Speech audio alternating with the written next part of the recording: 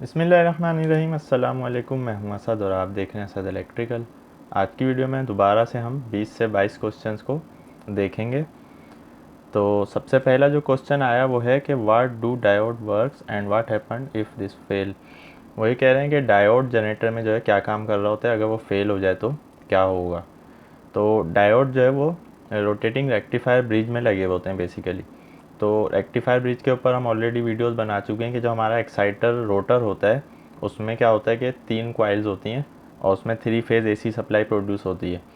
तो उस AC supply को हम डीसी में कन्वर्ट करने के लिए वहाँ पर रेक्टिफायर लगाते हैं। तो रेक्टिफायर्स के अंदर बेसिकली डायोड लगे हुए होते हैं और अगर ये फेल हो जाए तो क्या होगा कि एक्साइटर की आउटपुट जो है वो रोटर को नहीं मिलेगी, मेन रोटर को, तो उससे हमारी फील्ड नहीं बनेगी और वोल्टेज प्रोड्यूस नहीं होंगे।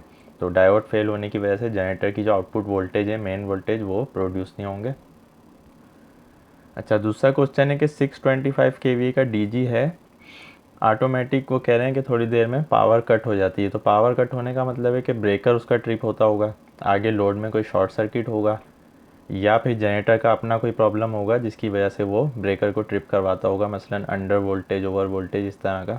तो आपको स्पेसिफिक फॉल्ट देखना होगा कि आपके जनरेटर में फॉल्ट क्या आ रहा है। ये पूछ रहे हैं कि ईसीएम के हवाले से ट्रेनिंग कहाँ से मिलेगी। तो ट्रेनिंग तो कहीं से नहीं मिलती, ये एक्सपीरियंस से ही सीखनी पड़ती हैं सारी चीज़ें।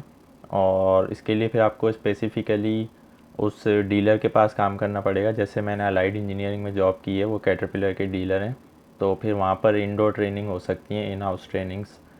इसके अलावा आपको नेट से ही इसकी इन्फॉर्मेशन मिलेगी। ये पूछ रहे हैं my generator RPM 1500 and voltage 393 when applied the load, RPM okay but voltage drops.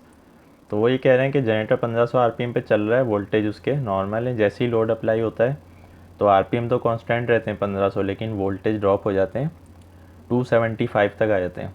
तो ये एवीआर का प्रॉब्लम हो सकता है। और इसकी गेन और स्टेबिलिटी वगैरह की सेटिंग आप देखें, वोल्टेज की सेटिंग देखें कि लोड पे वोल्टेज ड्रॉप क्यों हो रहे हैं। तो ये एवीआर का ही काम होता है कि वो वोल्टेज को मेंटेन रखे। अच्छा, ये पूछ रहे हैं कि स्लिप रिंग टाइप के जनरेटर में और एक्साइटर फिटेड जनरेटर में क्या डिफरेंस होता है उसकी रोटर की क्वाइल्स में। तो इसमें डिफरेंस यही होता है कि जो एक्साइटर फिटेड जनरेटर है वो ब्रशलेस है, यानी उसमें ब्रश नहीं है, स्लिप रिंग्स नहीं है। उन्हीं लॉसेस से बचने के लिए एक्साइटर जो है वो लगाया जाता है। और जो स्लिप रिंग टाइप का होगा उसमें एक्साइटर की बजाय एक्सटर्नल सोर्स से सप्लाई आएगी और वो स्लिप रिंग्स के ज़रिए से हम रोटर को देंगे। लेकिन ये बड़े जनरेटर्स में ये जो प्रोसीजर है, ये मेथड है, वो यूज़ नहीं होता। तो क्योंकि मैंने भी स्लिप रिंग टाइप के जनरेटर्स पे काम नहीं किया, हमने जितने जनरेटर्स देखे हैं आज तक वो एक्साइटर टाइप के ही हैं, ब्रशलेस होते हैं। अच्छा, रोटर पे मैग्नेट लगाकर क्या पोल बढ़ जाएंगे। वो ये कह रहे हैं कि रोटर पे जैसे 4 पोल का रोटर है, उस पर अलग से और मैग्नेट लगा दें तो क्या उससे फ़र्क पड़ेगा। तो ऐसे नहीं होगा, चूँकि वो इलेक्ट्रोमैग्नेट होता है जो रोटर के पोल्स होते हैं। अगर आप उस पर परमानेंट मैग्नेट लगाएंगे तो वो काम नहीं करेगा, क्योंकि एक्साइट जो हमारी मेन फील्ड है उसकी एक डिमांड होती है, वो वेरिएबल होती है, यानी कब ज़्यादा होनी है फील्ड, कब कम होनी है। तो वो एक्साइटेशन के ज़रिए से कंट्रोल होती है। अगर आप परमानेंट लगा देंगे तो उससे सही काम नहीं होगा। बैटरी CCA के ऊपर डिटेल से वीडियो बनाएं। तो इस पर मैं वीडियो बना चुका हूँ ऑलरेडी, वो आपको डिस्क्रिप्शन में मिल जाएगी। CA क्या होता है, CCA क्या होता है, एम्पेयर आवर्स क्या होते हैं, ये सारी जो बैटरी की कैपेसिटी है। तो इसको मैं शॉर्टली आपको बता देता हूँ। CCA का मतलब होता है कोल्ड क्रैंकिंग एम्पेयर्स, यानी जब कोल्ड वेदर में हम इंजन को क्रैंक करवाते हैं तो उस CCA से हमें पता चलता है कि हमारी बैटरी कोल्ड वेदर में कितनी जो है वो आउटपुट दे सकेगी। इसकी स्पेसिफिकली ये डेफिनेशन होती है कि 0 फ़ारेनहाइट पर 30 सेकंड्स के लिए हमारी जो बैटरी है वो 12 वोल्ट को मेंटेन रखेगी। तो CCA जो है कोल्ड क्रैंकिंग एम्पेयर्स होते हैं, उस पर लिखे हुए होते हैं, मसलन 1000 एम्पेयर हैं या जितने भी हैं। तो कोल्ड वेदर में जब हम इंजन स्टार्ट कर रहे हैं, कोल्ड वेदर का मतलब है 0 फ़ारेनहाइट, और ये फ़ारेनहाइट है। 0 फ़ारेनहाइट को अगर हम कन्वर्ट करेंगे तो ये तकरीबन -17 सेल्सियस बनेगा। तो -17 सेल्सियस पे आप एक इंजन को क्रैंक करवा रहे हैं, और चूँकि कोल्ड वेदर भी है और बैटरी की कैपेसिटी इस तरह देखनी है कि 30 सेकंड तक अगर आप क्रैंक करवाएं कंटिन्यू, तो उसको अपने वोल्टेज मेंटेन रखने चाहिए, ड्रॉप नहीं करने चाहिए। बाकी डिटेल के लिए आप वो वीडियो देख सकते हैं। जनरेटर लॉन्ग क्रैंक लेता है, फिर 57 हर्ट्ज़ पे जाता है, फिर डाउन हो जाता है। तो देखें ये हंटिंग है इंजन की, इसकी स्पीड में भी वेरिएशन है और लॉन्ग क्रैंक ले रहा है, तो इसका मतलब है फ्यूल में कोई रिस्ट्रिक्शन है या इसके स्पीड सेंसर वगैरह में। तो आपको स्टेप बाय स्टेप ये चेक करना पड़ेगा। जनरेटर ऑटो पे लगाते हैं, 40 मिनट बाद डिस्प्ले बंद हो जाता है। तो 40 मिनट बाद या 40 सेकंड बाद ये कहना चाह रहे हैं, बंद हो जाता है। तो इसके पीछे ये रीज़न हो सकती है आपकी बैटरी डाउन हो रही होगी, और कुछ जनरेटर के जो पैनल हैं वो अगर उनको टच नहीं किया जाए तो कुछ सेकंड में वो ब्लैंक हो जाते हैं। तो जैसे ही टच करें, बटन दबाएं तो फिर से वो ऑन हो जाते हैं। तो आपको ये देखना पड़ेगा। अच्छा, ये पूछ रहे हैं EMCP 2 में 542E अलार्म आ रहा है। तो देखें 542E जो भी E के साथ होगा वो ECM का है, उसके लिए फिर आपको ET लगानी पड़ेगी, तो ऐसे नहीं पता चलेगा। तो मेरे पास जो लिस्ट है उसमें भी मैंने देखा है, लेकिन 542 मुझे नहीं मिला और स्पेसिफिक मुझे याद भी नहीं है कि ये किस चीज़ का है, तो आपको ET लगा के देखना पड़ेगा। 3 कैट DGs हैं C32, उसमें एक और ऐड किया C32, तो वो रिवर्स पावर पे शट डाउन हो रहा है। अच्छा, तीनों में CDVR लगा हुआ है और जो चौथा ऐड किया उसमें EM10 AVR लगा हुआ है। तो देखें AVR डिफरेंस होने की वजह से ये प्रॉब्लम आ सकता है, चूँकि CDVR की जो कॉन्फ़िगरेशन है वो तीनों की सेम होगी और इसकी थोड़ी सी अलग होगी। इसमें आपको ड्रूप, एक्साइटेशन और ये सारी चीज़ों की सेटिंग करनी पड़ेगी, या तो फिर आप इसमें भी CDVR लगाएं, तो ये प्रॉब्लम आएगा इस तरह। हाउ मच DC वोल्टेज, वो ये कह रहे हैं कि इंसानी जान के लिए कितने DC वोल्टेज ख़तरनाक हैं। तो 30 से ऊपर जो है वो ख़तरनाक होते हैं, 30 से अंदर जो है वो डेंजरस नहीं होते। और एम्पेयर की अगर बात की जाए तो 10 मिली एम्पेयर से ऊपर अगर इंसान की बॉडी में से गुजरें तो वो शॉक लग सकता है इंसान को। ये कह रहे हैं कि EMCP 2 के सर्विस मोड में इंटर होना है, तो इसके लिए आपको पासवर्ड डालना पड़ेगा 13231, तो फिर आप इसके सर्विस मोड में इंटर हो सकते हैं। अच्छा,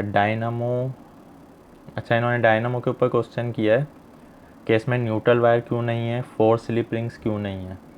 तो देखें जहाँ पर भी बैलेंस लोड होता है वहाँ पे हमें न्यूट्रल की ज़रूरत नहीं होती। तो अल्टरनेटर डायनामो जो है वो जब 3 फेज़ वोल्टेज प्रोड्यूस कर रहा है तो वो स्टार कनेक्शन में वो बैलेंस है उसके ऊपर जो लोड है, तो वहाँ पर हमें न्यूट्रल की ज़रूरत ही नहीं, इसलिए हमने 3 फेज़ लिया, उसको DC में कन्वर्ट कर दिया। C15 का ऑयल प्रेशर और कूलेंट टेम्परेचर शो नहीं हो रहा। तो अगर इंजन चल रहा है और ये शो नहीं हो रहा तो इसका मतलब है कि केन जो कम्युनिकेशन है आपकी ECM और पैनल के दरमियान उसमें कोई प्रॉब्लम है, और सेंसर का प्रॉब्लम तो नहीं है, क्योंकि दोनों अगर शो नहीं हो रहे तो वो कम्युनिकेशन प्रॉपर नहीं हो रही अगर वहाँ पर स्टार स्टार बने हुए आ रहे हैं। और इसके अलावा EMCP के साथ एक स्विच भी होता है, उस स्विच को भी आप ऑन करके देख लें। अक्सर ये होता है कि वो स्विच ऑफ होता है, इंजन तो चल रहा होता है, लेकिन जो ECM के पैरामीटर्स हैं वो पैनल पे शो नहीं हो रहे होते। EMCP 2 और 2+ के ATB बॉक्स पे वीडियो बनाएं, इंशाल्लाह इस पे वीडियो बनाऊंगा। 3 अल्टरनेटर पैरेलल में हों, अगर एक की एक्साइटेशन चेंज हो तो एक्टिव पावर में कोई चेंज आएगा। एक्साइटेशन चेंज करने से रिएक्टिव पावर में तो चेंज आएगा, एक्टिव पावर में स्पीड चेंज करने से फ़र्क आता है। सिंक्रोनाइजिंग के लिए नॉर्मल लैंप यूज़ कर सकते हैं, तो नॉर्मल लैंप शायद यूज़ नहीं होंगे, क्योंकि जो सिंक्रोनाइजिंग के लैंप्स होते हैं उनकी वोल्टेज की एक रेंज होती है, क्योंकि इसमें वोल्टेज वेरी कर रहे होते हैं और दोनों साइड से हमें इसको फेज़ दिया हुआ होता है। तो नॉर्मल बल्ब अगर लगाएंगे तो शायद वो डैमेज हो जाएगा। How to find fuel injector not firing, वही कह रहे हैं कि फ्यूल इंजेक्टर फायरिंग नहीं कर रहा है, ये कैसे पता चलेगा।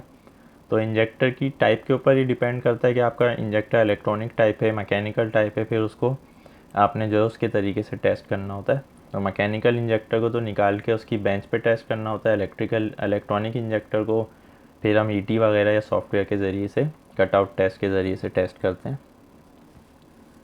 ओलंपियन जनरेटर है, बैटरी के वोल्टेज कभी 11 आते हैं, कभी 12 आते हैं। तो बैटरी आप चेंज करके देखें, बैटरी सही कंडीशन वाली लगाएं तो वोल्टेज भी सही आएंगे। ओवर अंडर स्पीड कैसे चेक करवाएं। अच्छा, ये सेफ्टी के हवाले से बात कर रहे हैं कि प्रैक्टिकली हमने एक वीडियो में दिखाया था low oil pressure high water temperature, इनकी सेफ्टीज़ कैसे चेक होती हैं। तो ओवर स्पीड और अंडर स्पीड का तो ये है कि आप उसकी स्पीड ड्रॉप कर दें पोटेंशियोमीटर से, तो अंडर स्पीड पे वो शट डाउन हो जाएगा। ओवर स्पीड का ये होता है कि ओवर स्पीड को ले जाना, चूँकि एक्चुअल में ओवर स्पीड ले जाना तो डेंजरस है, तो हम ये करते हैं कि ओवर स्पीड का जो सेट पॉइंट है, मसलन 1500 आरपीएम का इंजन है, उसका सेट पॉइंट है 1700 या 1750, तो ओवर स्पीड के सेट पॉइंट को हम नीचे ले आते हैं, यानी उसकी जो रेटेड स्पीड है 1500 उससे नीचे लेके आ जाएं, मसलन 1450। तो क्या होगा कि पैनल हमारा डिटेक्ट करेगा कि हमारा सेट पॉइंट तो 1450 है और इंजन 1500 पे चल रहा है, तो वो शट डाउन करवा देगा। और दूसरा फिर इसका यही है कि आप इसको एक्चुअल में ओवर स्पीड ले जाएं, लेकिन वो थोड़ा सा डेंजरस हो जाता है, लेकिन टेस्ट कर सकते हैं। 380 वोल्ट डीजी है मगर 200 दे रहा है जब बैटरी से एक्साइट कर रहे हैं। ठीक है, तो देखें ये हो सकता है कि उसकी जो एक्साइटेशन वोल्टेज की डिमांड है वो 12 वोल्ट से ज़्यादा हो, आप उसको 12 देंगे तो वो 200 पे रुक रहा होगा।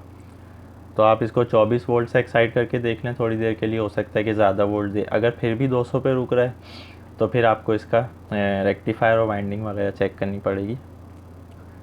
स्टार डेल्टा में से स्टार ही क्यों यूज़ करते हैं? तो स्टार तो जनरेटर में यूज़ करते हैं क्योंकि हमें उसमें न्यूट्रल चाहिए होता है और 3 फेज़ के वोल्टेज जो है वो फेज़ वोल्टेज और लाइन वोल्टेज अलग अलग चाहिए होते हैं, जबकि डेल्टा जो है वो मोटर में यूज़ किया जाता है।